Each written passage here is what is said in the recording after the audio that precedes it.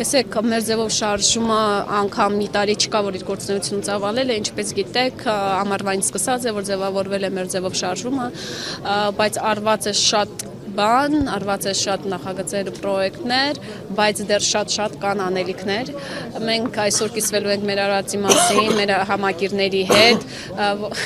համակիրների հետ, ովքեր որ ամբողջ այս ընթացքում մեզ հետ են եղել, ովքեր որ միացել են մեզ, եւ մենք միասին դեռ ունենք ճանապարհ անցնելու եւ մեր գեր նպատակը դեռ մեր առջևում է դրված, որին մենք կարող ենք հասնել միայն մեր միասնական ջանքերով։ Տիկին Հովսեփյան, սովորաբար այս շրջանում բոլոր նրանք, ովքեր եկեղեցու կողքին են, թիրախավորվում են, արդյոք մեր ձևով շարժումը որոշակի թիրախավորման կետ է դարձել հիմա։ Իհարկե այն մարդիկ, ովքեր որ այսօր իսատարումն են կանգնում մեր ազգային արժեքների եւ այդ ազգային արժեքների մեջ հենասյուն հանդիսացող մեր հայ առաքելական Սուրբ եկեղեցուն, նրանք այսօր ցավոք սրտի փոքրիկ խմբակի